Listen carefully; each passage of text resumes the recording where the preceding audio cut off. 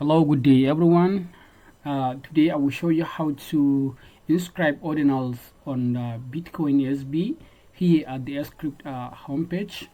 So you can easily inscribe image, you will inscribe text, you will inscribe bsv20, both version 1 and version 2. So first of all, when you come to inscribe.script.io, so you will get this page, and this page will allow you to connect your wallet, which is Panda wallet, and so that you can inscribe either it is image, text, or bsv20, and both version 1 and version 2 are supported both on mainnet and testnet. So if you didn't have a Panda wallet, you can get it here, and also you will get our video tutorial on GitHub, on YouTube, and also the source code at GitHub. So if you don't have Panda wallet, you will just click here, so it will take you here, and it is a Chrome extension. You will just add it to your Chrome. Just click on here. So you are adding the Panda wallet to your Chrome extension. Continue to install, add extension. So it will be downloaded right now. So as you can see here, so let's wait for a bit. Yeah, so it is done. So as you can see, the Panda wallet is here, and we can pin it. So you pin it, and this is your Panda wallet. You could double it. Will show you to either create a new wallet or restore a wallet. If you already have a wallet with Panda, you can easily restore it by importing the passphrase or the private key or anything of that kind. So now let's create a new wallet. You click on create a new wallet. You will require to input your password. So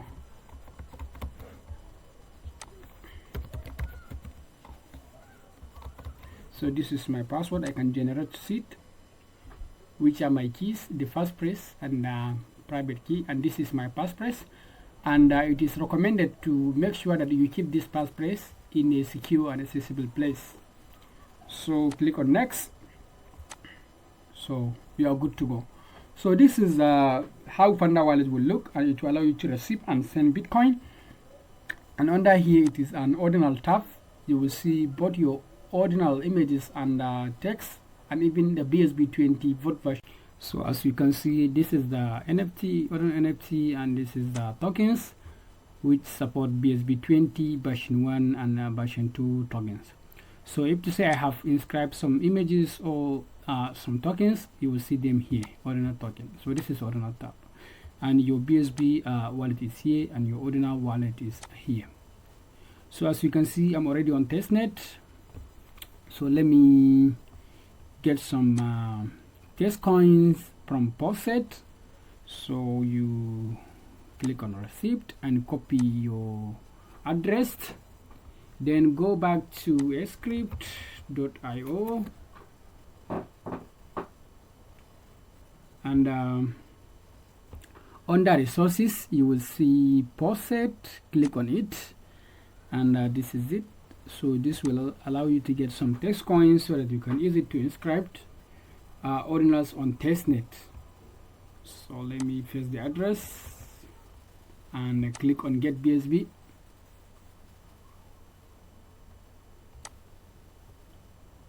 Yes, so I get some test coins here, get bsv successfully. So now I can easily go back to the inscribe.script.io so that I can easily inscribe my bsv20, and so I can now easily connect my wallet. So click on connect, and it will pop up for you to sign and to input the password. So and unlock it.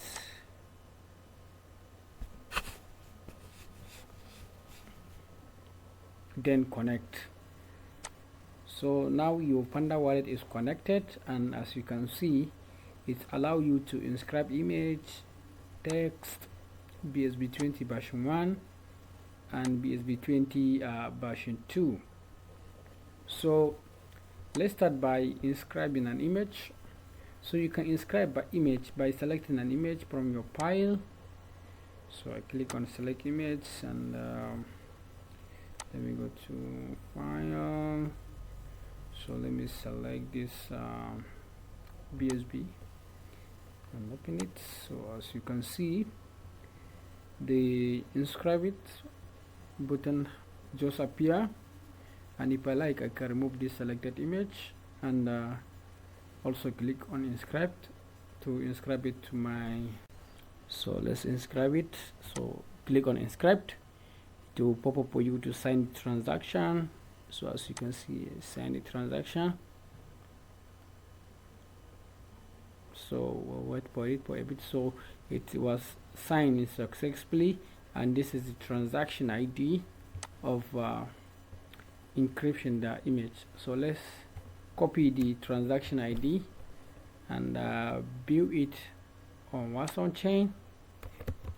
So it is a blockchain explorer for Bitcoin SV for both testnet and mainnet. So let's paste our transaction ID here and click enter. So this is our transaction detail for image encryption.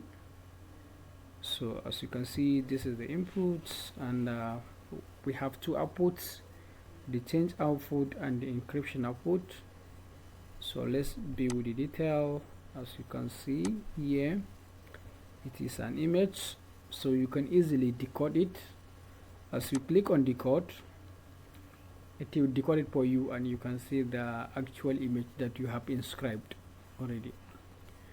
So this is how we inscribe it, and if we open our Panda wallet, we can see it there on the Ordinal tab. So this is it. So the image has been inscribed and it is already in our Panda wallet, although the ordinal number is null. So the number will appear after an average of 10 minutes when the block has been mined. So this is how we easily inscribe an image at sCrypt.io. So, and also if you want to inscribe a text, you just need to click on text tab. Does it very simple, and write in the text that you want to inscribe. So let's say we want to inscribe Escript like this, then click on inscribe it.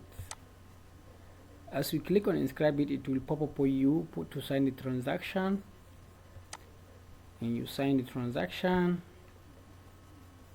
So the transaction is signed successfully, and as we did before, you can easily copy the transaction ID and see the encryption data at what's on chain.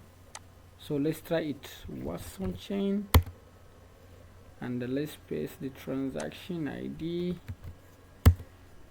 So we paste the transaction ID, and if you come here on the one-shot ordinals, you open it and you will see the text. It is text plain, and it is a script. This is the text that we have inscribed, and you can also view it on the Panda wallet on the Ordinal tab.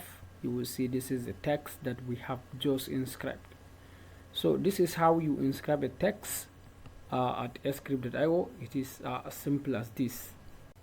So let's move on to bsv20. So as you can see, we have two different versions of bsv20. We have bsv20 version 1 and also bsv20 version 2. But before, let's understand what are bsv20. So bsv20, it is just refers to a proposed fungible token standard for Bitcoin SV, and this token standard, it outlines a specification and features for creating and managing fungible tokens on BSV blockchain, and it is also inspired by BRC20, which is a standard protocol for Bitcoin, which is BTC. And also this proposal includes two versions, as you can see, the version 2 and version 1. And also version 1 refer to paste mode, and also the bsv20 version 2 is also referred to tickerless mode. So this means that it doesn't need ticker, but let me explain it so that you understand what are the ticker. And also, in summary, this bsv20 aims to provide a standardized way of creating and managing fungible tokens on BSV blockchain, which offer flexibility in deployment and minting processes, while maintaining simplicity. And also it introduces features such as tickerless mode, and in the second version, which allow more control over token distribution. So we have now understand what are bsv20 in detail. So let's move on to understand the differences between the bsv20 version 1 and the bsv20 version 2. So they have a lot of differences, but we'll give you some main and important differences between the two. As you can see here, in bsv20 version 1, you can either mint an existing tick or deploy a new tick. So explain the tick later. And also in bsv20 version 2, you see that you need a symbol, an amount, and decimal, and even the icon, then you can mint it. So what are the differences between these two? So the first difference is from deployment and minting. So when it comes to bsv20 version 1, the tokens are deployed and minted in a separate transaction. So it can be deployed and minted in a separate transaction. So, and also in bsv20 version 2, the tokens are deployed and minted in a single transaction. So this is number one difference between bsv20 version 1 and also version 2. Then the second difference is ticker identification. So in bsv20 version 1, these ticks are case insensitive. What I mean by case insensitive is that, for example, like Doge in small letter is equal to Doge in capital letter. So they are case insensitive. They mean the same thing. They refers to the same thing. They are the same. And it is identified by a tick field. So this tick field used to identify a bsv20 version 2 token. So in the case of bsv20 version 2, the tokens are identified by an ID. So you don't need to input the ID here, because the ID comprises of the transaction ID that deployed or mint this token, and also an output index, which is usually 0. And also another difference between bsv20 version 2 and version 1 is that control over distribution. So there is difference in that control how you can distribute bsv20 version 1 and bsv20 version 2. So bsv20 version 1 has limited controls. So the first deployment of a ticker is the one that can claim the ticker. For example, now let's write OD. So this OD, it will tell you that this tick was already mint out. So you cannot mint this OD because it is already minted and someone owns the tick. Or let's say OJBK, this is another tick. So this is someone's tick. You could also mint an existing, but you cannot deploy it. So let's say we want to deploy the tick that is already been deployed. Let's say OJBK, since it is already existed. So this will tell us that the tick already existed. So we should find a new tick. We cannot use this tick because it is already being existed. So this is the reason why, because bsv20 version 1 are identified by a tick. So this tick field identifies bsv20 version 1 token, which in the case of bsv20 version 2 is identified by a transaction ID and a output index. So these are the three main differences between bsv20 version 1 and version 2. And also in bsv20 version 2, you have flexible control over your token. So smart contract can control the token, and also administrator can control the token distribution. You can control how your token can be distributed and maintained. So I think this is just a simple explanation about the differences between bsv20 version 1 and version 2. In case if you want to learn more about the differences between bsv20 version 1 and version 2, you can simply click on here, what's new. So it will take you to documentation of one set ordinal of bsv20, so you will have a clear look of what bsv20 are, and also the differences between bsv20 version 1 and version 2.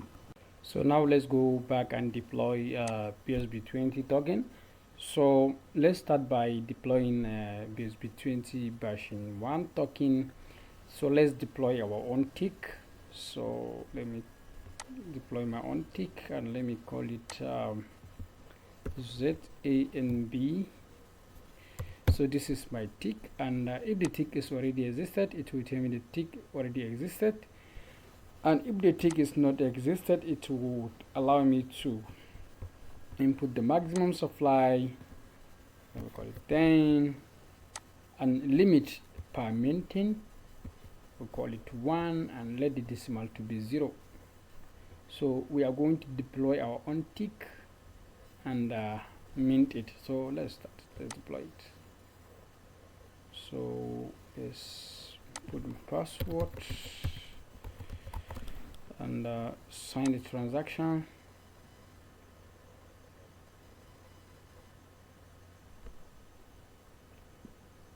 So let us see.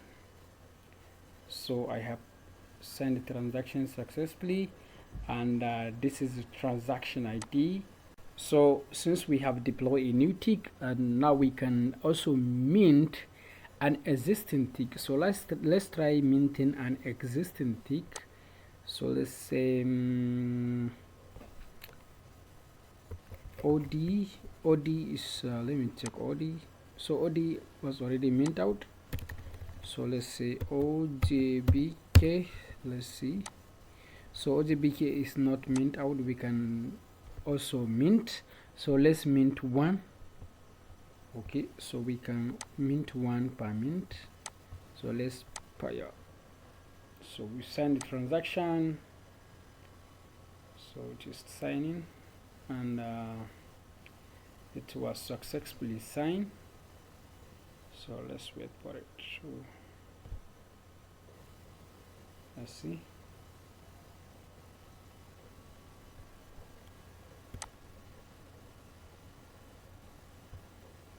So let's give it a second to see.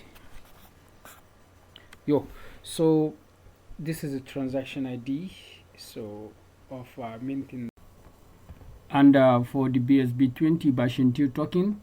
So if you want to mint a bsv20 version 2 token, so you need to provide in the symbol and the amount of token you want to mint, and the decimal, then the icon, and this icon is the NFT origin.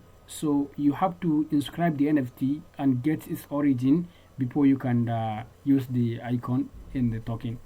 So let us mint bsv20 version 2 token without an icon now.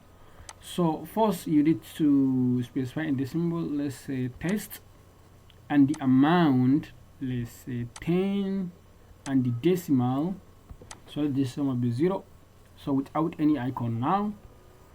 So let's mint this one. So it will pop up for you to sign. So let us sign the transaction.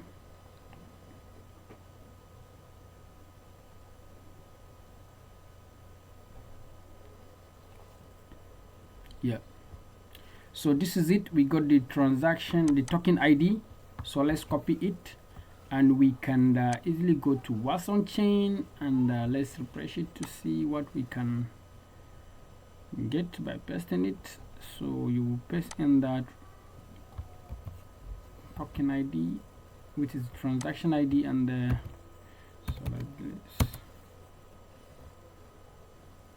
So as you can see, we have two outputs, the change output and ordinal. So if you collapse it, you will see that we have bsv20, and the operation is deploy and mint. The symbol is test, the amount is 10, the decimal is 0, so this is it. And Escript has a bsv20 plugin here on Watson chain.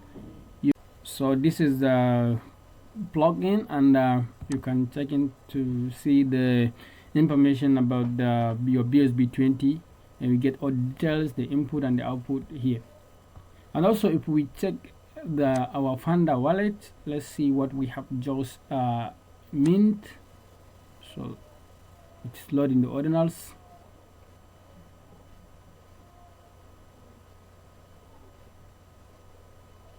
So let's wait for a bit.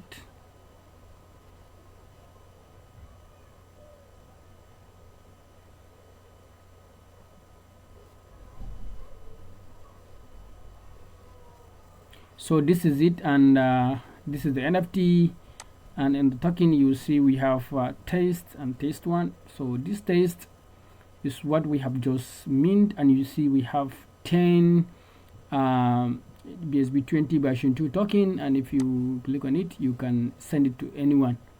You just need to put in the ordinal address and the amount of token you want to send, and this is all on the mainnet.